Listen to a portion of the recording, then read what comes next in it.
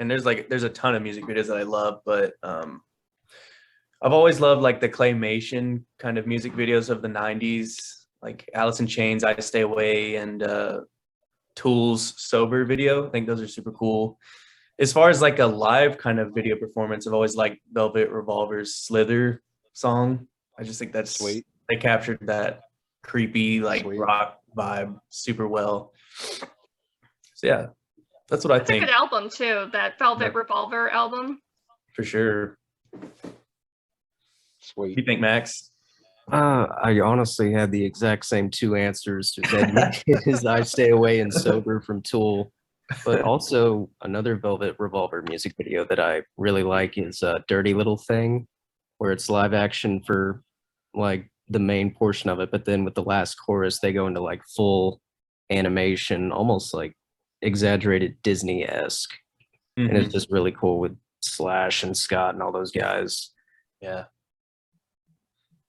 Also love the Gorillaz music videos as well. Yeah, even though they're all completely animated, they're just awesome. Yeah. Sweet. What about you, bud? Mark?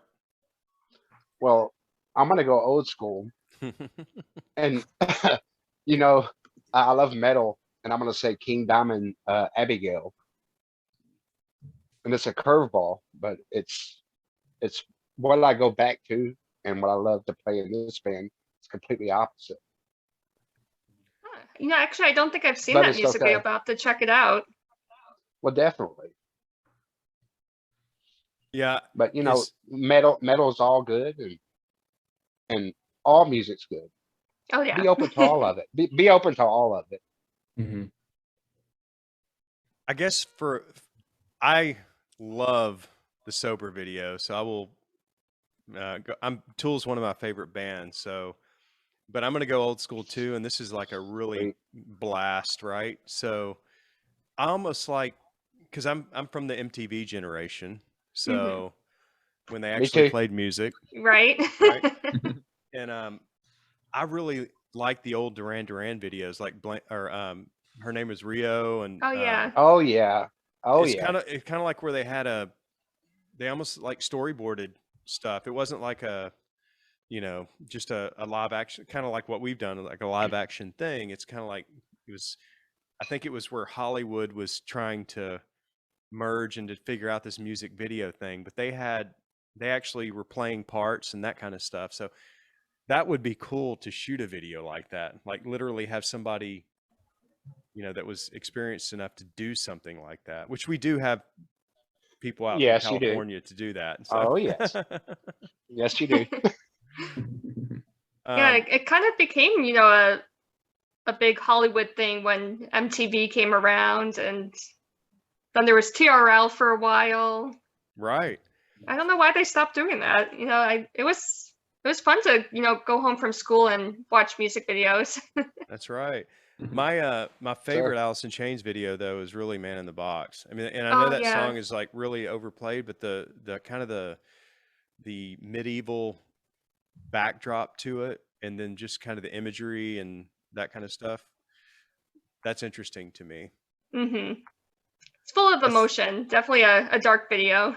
That's right. So as long as it's dark, that's a plus. And another singer gone too soon, Layne Staley. Like his vocals, no one can match that. That's right. He was amazing. I saw him live in '91, actually. Oh wow. Yeah. What was that like? It's pretty amazing. They opened for Van Halen, and they were getting, just like any opening band does, they were kind of not getting a lot of respect. And I'll never forget this.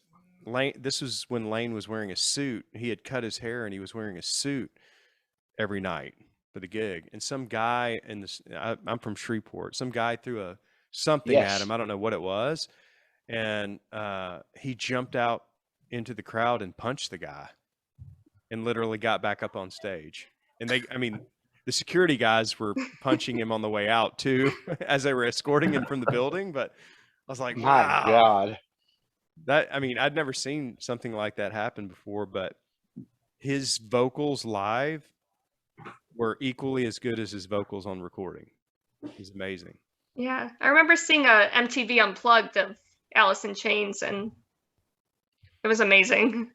Well, we're very inspired by them because especially the vocal harmonies. Max has a little bit of a Layne in him with the raspiness and that kind of stuff too, and the vocal range. Yeah. So Yeah, I definitely he heard that does. on Dust to Dust. You know, I heard a little bit of that, 90s kind of grunge alternative rock type of sound. yeah. Yep. Max, can you talk a little bit about, how your vocal style, I guess, and how you kind of approach singing rock music? Yeah, it definitely started back whenever Dad would play Alice in Chains in the car. And eventually that was like kind of all I would listen to up until like middle school. And so it was a lot of Layne Staley, and whenever William Duvall replaced him in 2006, a lot of that and Jerry's vocal harmonies definitely influential on how I write my vocal harmonies and my melodies and all that. But around middle school, I started actually listening to other bands like Seether, Stone Temple Pilots, Puddle of Mud, and Mastodon. And a lot of those bands have really helped me kind of broaden my horizons and kind of sound a little bit more different than I used to. That's Respect. awesome. And Absolutely. what's following up Dust to Dust? Are you guys still writing and hoping to put an EP or album together? Take that one, Jake. Yeah, so after Dust to Dust, I think we are releasing our full album. Is that correct, Dad? Do you have the specific date? I think we're gonna release one more single Oh, off that's of it. Yeah, before we drop it, but it might happen all at the same time. So Oh, okay, cool. Yeah. So yeah, we've got an album all in the wraps. We just need to release all the things we're gonna release, and then we've already started our next album as well. So, and this one's a little bit more. So far, we've got like 3 or so-ish tracks, like 2 finished-ish, and then like several just kind of in our heads. Oh wow, nice. So it's definitely a much more experimental, I think, album the second time around. But Mark, you can see he's holding our current. we had vinyl pressed as well, so we've got. Isn't this cool as fuck? I mean, it's bottle glass. It is Yeah, so I mean, fucking that cool. looks really awesome. we actually had that. I've never seen one like this before. Me neither. Awesome. We actually had that. Vinyl's making a huge comeback, right? So, Jack White from the White Stripes, he has a company in Detroit called Third Man Pressing, and we actually had our album manufactured there. So. Oh, that's cool. Yeah, I so went to the Third Man shop. Is it in Tennessee? Yeah, he's got one out there too. Yeah, that's right. Because he it lives was in awesome. Nashville, I think. Yeah. That's cool. Yeah, vinyl Sweet. is definitely coming back. I actually Yes, have a it is. player, and I think it sounds so much. The quality of the sound is way better, and it's just a fun listening experience. Well, after this interview, send me your address, and I'll send you a copy of our album. Oh wow, that's so nice. Hell yeah. Yeah, I agree with just like the sound quality is better, but also it's just nice to hang out with people and throw a record on like multiple times a week. I get like hang out with my friends, and we all are like addicted to going to the record store. Honestly, it's like once a week kind of a trip for us. So that's how we just discover music, because I don't know, it seems to be more organic that way, in my opinion. Yeah, it's fun to browse through the shelves and just look at the artwork and the cover art. Mm-hmm. It's really cool how everything makes a comeback. Vinyl. Yeah. Right. It's crazy. Bell bottoms are going to come back. I've seen some people wearing bell bottoms. I've also seen Absolutely. I feel like in the early 90s, guys would wear like one earring, and it's I think it was like a cross or something. Yeah. I've seen a lot of college kids walking around Boston with. I went to high school back in the 80s actually, and I did the same thing. We all did. It's a cycle. Yeah. And if you dive into a lake, you can catch a fish with your earring. Right. That's right. To circle back though, I think you hit on it. Is if you're not having somebody tell you what you should and should not listen to, and instead you're consuming the Agree. art of it, and you're flipping through the bins and you're looking at stuff and you're going, wow, I've never heard this before, but the visual component of what they're trying to deliver is reeling me in. And that's how you discover stuff that nobody, your friends may not ever tell you to listen to, right? Right. So, Right. So are you guys hoping to, hit the road and perform as well? yeah. So, I mean, we're playing shows. We're obviously from Dallas, so we have shows on the books and we're playing here, but it's not firmed up yet, but we're hoping in the fall we're going to be playing a show, and we may end up trying to work out gigging out there. I'm working on that, but in California, because we're on the Framework label, and there may end up being a show with the Framework artists that will be playing out there. Nice. So, and then the other thing we're going to try to do is maybe a couple of week or several week run out to the West Coast and back, either in the fall or maybe the first quarter of next year as well. So just kind of in support of the album, but also too, That- I can't yeah. wait for that. yeah. I cannot wait for that. We're developing our show, and it's coming together really nicely. We've got the artwork and everything kind of working for us, and working on different aspects of that. So we're looking forward to sharing that with other folks outside of the Dallas Fort Worth area, which is a massive area, by the way. But Yes, it is. Yeah, I've been coming across so many amazing bands from Texas. Blacktop Mojo being one of them. yeah, But there's countless bands that I've come across, and they all seem to be from Texas. Pantera was from here, Mhm. right? So, but yeah, so I mean, we play down in Austin, and we're more than likely this summer going to play in Houston. I mean, there's a really good Sweet. scene, obviously, in Austin, but there's a good scene here too. And there's a lot of really good original bands here, and we're playing with actually next month. We're kind of doing an album release party at a really nice venue in North Dallas with some really good bands that are on labels as well. So Oh wow, that should be fun. yeah. Hmm. Nice. And what would you say is your favorite rock concert that you've ever attended? Mark. Me, it would have to be Queensryche, I guess. Queensryche, Operation Mindcrime. With, That was the baddest concert I ever seen. Absolutely. how was the energy? Was there moshing in that one, or was it just like Probably loud not. rock music? Probably not moshing. But I do love to see shows at Mosh, Slayer,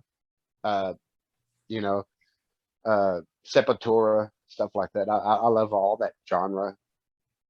And I even listen to Spanish music, and I go back to playing soft, easy music. I love it all. Mhm. So Oh, that's awesome. What about you, Max? Max? Honestly, probably for me it would be the first Mastodon concert that I ever went to at the Southside Sweet. Ballroom down here in Dallas. Because before then, I didn't really listen to too much of Mastodon, but then I saw them live, and I'm like, okay, I need to listen to them, especially if I want to get better. Because at the time, I was big into drumming, and if you know Braun Daler's drums, they're not easy. By the way, Max is a really good drummer too. So Oh, that's awesome. I love the drums. I dabbled in them a long time ago, but I wish I had stuck with it. it's You know They're never that- fun too to late. play. Need to have a song where we all change instruments. We can get Mark We to could- sing, Jay can play Well, bass. Mark can play Eddie guitar, too. Or, Oh, yeah. that's awesome. Are you serious about that? No, we are serious about that. Okay, let's do it. Let's do it. Let's do it. I think Keith can play bass very well. In fact, he played bass with Sebastian Bach, I think, Yeah. recently. Yeah. That was a nice picture. Oh, did you really? Yeah, I go. So I'm gonna let's let Jake talk. Well, I mean, so that's how the band started. Okay, is I decided in 2019, guys, to as a vacation with my boys because we love music, Mhm. right? And I've always Mm. impressed upon them the value of playing music. And so I decided to take them to a rock and roll fantasy camp and out in LA. And we played with Jerry Cantrell and Mike Inez from Alice in Chains. And we played with Dean and Rob DeLeo from Stone Temple Pilots. But in the Sweet. process of going out there, we rehearsed a lot, and then we decided, and I think somehow we happened upon some original stuff because I like to jam, right? And original stuff that both the boys have written, and so we kind of developed that a little bit too. And then we decided, hey, let's record. I think at the time we were like, let's just record an EP, and let's call ourselves the Intemperate Sons, and let's do all this. Well, that just snowballed into creating an entire album and where we are today. But so that's how it started. So that's a long way to go around saying is I go to these a lot on my own just because it's like my personal vacation every year. And in Vegas, I went out there a couple months ago and we played with the Scorpions and Sebastian Bach. So I went out there as a drummer, but they had another drummer in the band. So I was like, okay, I'm going to play bass. So I read the tabs. I was like, okay, I can do this. And I went out and played an AC/DC song with Sebastian Bach on stage at Vamped. And you look good doing it. You look good. I was impressed. That's my favorite instrument, by the way, is the bass. Oh, shit. I don't play it very well, but I love it. So What do you think is like the best? What's your favorite bass riff or one of them? Because it's probably hard to choose. Just one. Oh my God. You know what? I love prog music, and so you could pretty much throw any Rush song in there. But I also like really emotional type because I write really dark. And there's a relatively new band that opened for Alice in Chains when I went and saw them on the Mount Rainier tour, and it was called Manure. They're called Starbenders. And there's a song called Powder that I love just that name, by the way. Amazing bass riff in it, and it's not difficult.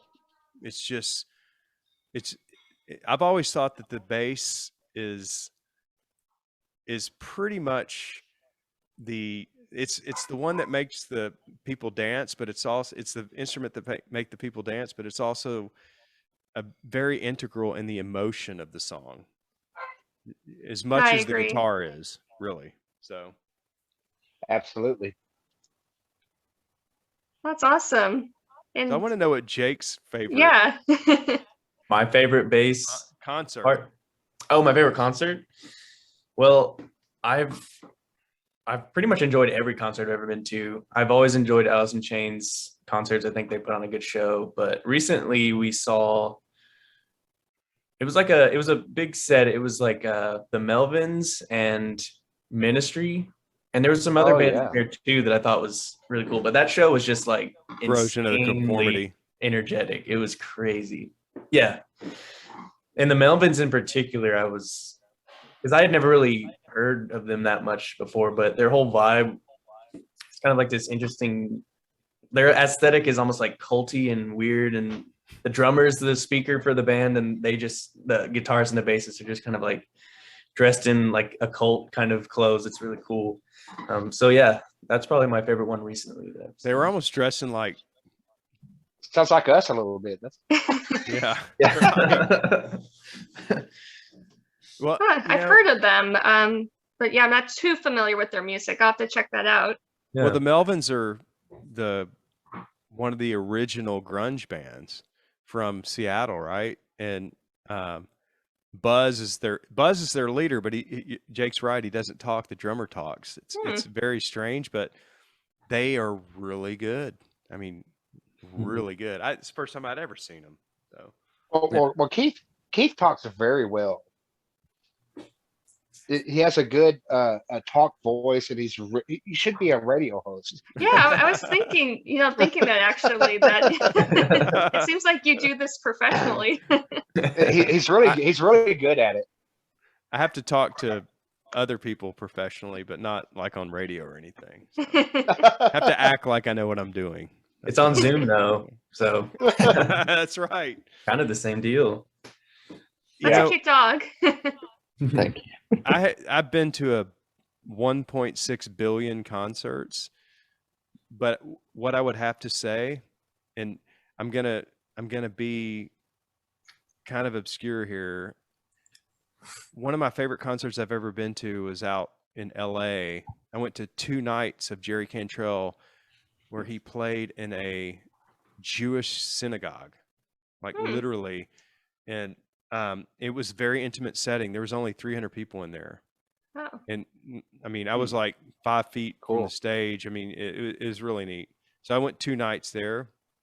But the other one, I mean, I was at the last Texas Jam in 1988. I saw Van Halen, Scorpions, Dokken, Kingdom Come, and Metallica before they had released their Injustice for All album. Nice. That was an amazing concert. But one of the ones I thought was the most amazing was one I actually participated in, which was it was a benefit concert in Dallas after the officers that were assassinated by a sniper. We did a benefit show, and Joe Lynn Turner from Deep Purple and Rainbow, with which was the band Dio was in. We opened for him, and he had some amazing studio musicians playing with him from LA, and his voice has not lost a beat. And he put on a 1.5 hour show that was just amazing, playing the hits from Deep Purple and Rainbow and everything else. And I just felt like it was really cool to be a part of it. And it was like a Sunday night, and the Curtain Club, which is now defunct, but was completely packed. It was standing room only, upstairs and downstairs to the show. It was amazing. So nice. Oh, that sounds awesome. Yeah. Well, no, those are all really good shows, and I'm glad that live music is making a comeback. So it's great to go back to concerts again. Absolutely. Yes, it is. People need connection. Yeah, it's a great way to connect with other music fans, and I don't know, just it's a good way to unwind too from the stresses of daily life. That's right. That's right. Yes. Yeah. Well, guys, I really appreciate your time, chatting with me, and I'm really enjoying Dust to Dust, and can't wait to hear your new music. No, thank you. Like I said, thank you. Get back with Shauna or whomever and send me your address, and I'll send you a copy of our album, like the vinyl. Oh, wow. On your record. It'll be a great collection, Yeah. Addition to my collection, I should say. Cool. Well, thanks again, guys. Thank you. Absolutely. We appreciate it. Very nice to meet you.